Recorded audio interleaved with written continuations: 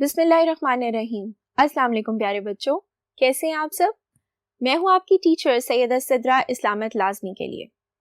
تو بچوں، آج جو ہم ٹاپک پڑھیں گے وہ ہے حضرت عمر فاروق رضی اللہ تعالیٰ عنہ سے ریلیٹڈ۔ چلیے بورڈ کی طرف چلتے ہیں اور آج کے اس چیپٹر کا آغاز کرتے ہیں۔ ہاں جی، تو بچوں جیسے کہ میں نے آپ کو بتایا کہ ہم پڑھیں گے آج چیپٹر حضرت عمر فاروق رضی اللہ تعالیٰ عنہ۔ تو آپ سب سے میں ریکویسٹ کروں گی کہ آپ لوگ اپنی ٹیکسٹ بک اوپن کر لیں ود لیڈ پینسلز۔ اور لیڈ پینسلز ہمیں کیوں چاہیے کہ اگر کوئی مشکل لفظ ہمیں پڑھتے ہوئے نظر آئے گا تو ہم اس کو انڈر لائن کر لیں گے۔ ہاں جی، تو بچوں اب ہم پڑھتے ہیں حضرت عمر فاروق۔ حضرت عمر فاروق رضی اللہ تعالیٰ عنہ وہ صحابی رسول صلی اللہ علیہ وآلہ وسلم ہیں جن کے مسلمان ہونے کی دعا ہمارے پیارے نبی صلی اللہ علیہ وآلہ وسلم نے خود اللہ تعالیٰ سے کی۔ انہوں نے فرمایا کہ اے اللہ، عمر بن خطاب یا عمر بن ہشام میں سے کسی ایک کو دائرہ اسلام میں داخل فرما تاکہ اسلام کو تقویت حاصل ہو۔ حضرت عمر فاروق رضی اللہ تعالیٰ عنہ کا تعلق قریش کے ایک معزز قبیلے سے تھا۔ آپ رضی اللہ تعالیٰ عنہ مکہ مکرمہ کے ان چند لوگوں میں شمار ہوتے تھے جو لکھنا پڑھنا جانتے تھے اور بہادری اور جرأت میں اپنی مثال آپ تھے۔ اسلام قبول کرنے سے پہلے آپ رضی اللہ تعالیٰ عنہ کا پیشہ تجارت تھا اور اسلام کے سخت مخالف تھے۔ یعنی حضرت عمر فاروق کا تعلق ایک بہت ہی معزز قبیلے سے تھا جو کہ تھا قریش کا قبیلہ، اور آپ مکہ مکرمہ کے ان چند لوگوں میں سے تھے جو بہت پڑھے لکھے تھے اور آپ کا پیشہ تھا تجارت۔ لیکن اسلام قبول کرنے سے پہلے آپ نے اسلام کی سخت مخالفت بھی کی تھی۔ ایک دن آپ رضی اللہ تعالیٰ عنہ قتل کے ارادے سے نبی اکرم صلی اللہ علیہ وآلہ وسلم کے گھر کی طرف روانہ ہوئے تو راستے میں کسی نے خبر دی کہ آپ رضی اللہ تعالیٰ عنہ کی بہن اور بہنوئی بھی مسلمان ہو چکے ہیں۔ آپ رضی اللہ تعالیٰ عنہ فوراً وہیں سے واپس آئے اور دیکھا کہ وہ قرآن مجید کی تلاوت کر رہے ہیں۔ تو جب ابھی آپ اسلام کے دائرے میں شامل نہیں ہوئے تھے اور اسلام کے سخت مخالف تھے تو آپ قتل کے ارادے سے آپ صلی اللہ علیہ وآلہ وسلم کے گھر کی طرف رواں دواں تھے۔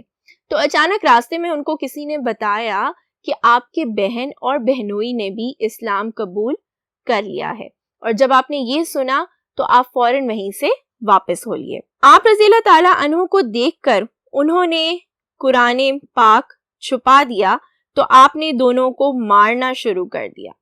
تو جیسے ہی آپ واپس پہنچے تو آپ نے دیکھا کہ آپ کے بہنوئی اور بہن دونوں قرآن پاک کی تلاوت کر رہے ہیں۔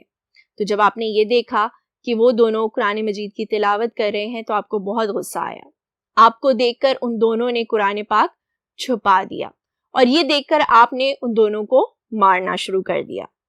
اتنا مارا کہ وہ لہو لہان ہو گئے۔ اس پر انہوں نے حضرت عمر رضی اللہ تعالیٰ عنہ سے کہا کہ ہم جان دے دیں گے لیکن اسلام نہیں چھوڑیں گے۔ آپ رضی اللہ تعالیٰ عنہ نے ان کو اتنا مارا کہ وہ لہو لہان ہو گئے، لیکن وہ اپنی بات پہ ڈٹے رہے اور انہوں نے کہا کہ چاہے آپ ہمیں جان سے بھی مار دیں لیکن ہم دین اسلام چھوڑیں گے نہیں۔ بہن اور بہنوئی کی یہ بات سن کر حضرت عمر رضی اللہ تعالیٰ عنہ کے دل پر اثر ہوا اور انہوں نے قرآن پاک سننے کی فرمائش کی۔ جب انہوں نے قرآن پاک کی تلاوت سنی تو اتنے متاثر ہوئے کہ فوراً نبی اکرم صلی اللہ علیہ وآلہ وسلم کی خدمت میں جا کر اسلام قبول کر لیا۔ تو جب انہوں نے اپنے بہن اور بہنوئی کی یہ بات سنی کہ وہ تو جان بھی دے دیں گے اور دین اسلام نہیں چھوڑیں گے تو ان کے دل پر اس بات کا بہت اثر ہوا۔ تو انہوں نے قرآن پاک کی تلاوت سننے کی فرمائش کی اپنی بہن اور بہنوئی سے۔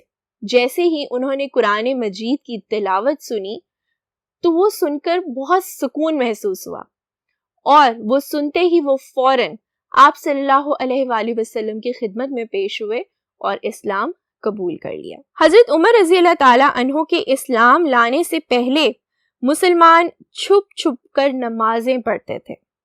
جب آپ رضی اللہ تعالیٰ عنہ نے اسلام قبول کیا تو مسلمانوں کو بے حد حوصلہ ہوا، اور مسلمانوں نے آپ رضی اللہ تعالیٰ عنہ کے ساتھ خانہ کعبہ میں نماز ادا کی، اور کفار مکہ کو انہیں روکنے کی بھی جرأت حاصل نہ ہو سکی۔ اس کے بعد مسلمان خانہ کعبہ میں جا کر نمازیں ادا کرنے لگے۔ آپ رضی اللہ تعالیٰ عنہ کی اس بہادری کو دیکھتے ہوئے حضرت محمد مصطفیٰ صلی اللہ علیہ وآلہ وسلم نے انہیں فاروق کا لقب ادا کیا۔ تو بچوں، جب حضرت عمر فاروق نے ابھی اسلام قبول نہیں کیا تھا تو مسلمان مسجد میں جا کے نماز نہیں ادا کر سکتے تھے، کیونکہ کفار ان کو ادا کرنے ہی نہیں دیتے تھے، اور وہ اپنے گھروں میں چھپ چھپ کر نماز پڑھتے تھے۔ لیکن جیسے ہی حضرت عمر فاروق رضی اللہ تعالیٰ عنہ اسلام کے دائرے میں آئے تو ان کو قوت ملی، ان کو حوصلہ ملا، اور انہوں نے ان کے ساتھ جا کر خانہ کعبہ میں نماز ادا کی۔ اور آپ کی اسی بہادری کو دیکھتے ہوئے حضور پاک صلی اللہ علیہ وآلہ وسلم نے آپ کو فاروق کا لقب دیا۔ حضرت عمر رضی اللہ تعالیٰ عنہ اسلام کی خاطر اپنی جان اور مال کی بالکل پرواہ نہیں کرتے تھے۔ غزوہ تبوک کے موقع پر آپ نے اپنے گھر کا آدھا سامان حضرت محمد صلی اللہ علیہ وآلہ وسلم کی خدمت میں پیش کر دیا۔ آپ رضی اللہ تعالیٰ عنہ نے غزوہ بدر، غزوہ احد، غزوہ خندق، غزوہ خیبر اور غزوہ حنین وغیرہ میں شرکت کی، اور بہادری کے ساتھ کفار کا مقابلہ کیا۔ حضرت ابوبکر صدیق رضی اللہ تعالیٰ عنہ کی وفات کے بعد آپ رضی اللہ تعالیٰ عنہ مسلمانوں کے دوسرے خلیفہ مقرر ہوئے۔ آپ رضی اللہ تعالیٰ عنہ کو اپنے دور خلافت میں انصاف، مساوات، ایثار اور اپنی رعایا کی بھلائی کے کاموں کی وجہ سے دنیا کا ایک عظیم حکمران تسلیم کیا جاتا تھا۔ آپ رضی اللہ تعالیٰ عنہ اکثر فرمایا کرتے تھے کہ میری حکومت میں اگر ایک کتا بھی بھوک سے مر جائے تو قیامت کے دن مجھے اس کا جواب دینا ہوگا۔ آپ رضی اللہ تعالیٰ عنہ رعایا کی خدمت کے لیے رات بھر شہر کی گلیوں میں چکر لگاتے اور ضرورت مندوں کے لیے چیزیں اپنے کندھوں پر لاد کر ان تک پہنچاتے تھے۔ حضرت عمر رضی اللہ تعالیٰ عنہ نے اپنے دور خلافت میں بہت سے علاقوں کو فتح کیا، جن میں ایران، عراق، شام اور مصر شامل ہیں۔ آپ رضی اللہ تعالیٰ عنہ نے ایک مضبوط دفاعی نظام تشکیل دیا اور ہر ایک کے ساتھ انصاف کیا۔ ایک عظیم حکمران ہونے کے باوجود آپ رضی اللہ تعالیٰ عنہ کا رہن سہن بہت سادہ تھا۔ کھلے میدان میں اینٹ کا تکیہ بنا کر سو جاتے تھے۔ تو بچوں، آپ نے دیکھا کہ اتنے عظیم حکمران ہونے کے باوجود بھی آپ میں کسی بھی قسم کا غرور نہیں تھا، بلکہ کھلے میدان میں آپ اینٹ کا تکیہ بنا کر بھی سو جاتے تھے۔ آپ رضی اللہ تعالیٰ عنہ اکثر زمین پر بیٹھ کر کھانا کھاتے۔ دوسرے ملکوں کے وفد آپ رضی اللہ تعالیٰ عنہ سے ملنے آتے تو آپ رضی اللہ تعالیٰ عنہ پیوند لگے کپڑے پہنے مسجد کے کسی کونے میں بیٹھ جاتے۔ آپ رضی اللہ تعالیٰ عنہ نے نبی اکرم صلی اللہ علیہ وآلہ وسلم کے اس فرمان قوم کا سردار اس کا خادم ہوتا ہے پر عمل کرتے ہوئے تقریباً 10.5 سال تک حکومت کی۔ ایک دن ایک فیروز نامی پارسی غلام نے آپ رضی اللہ تعالیٰ عنہ کو فجر کی نماز ادا کرتے ہوئے شہید کر دیا۔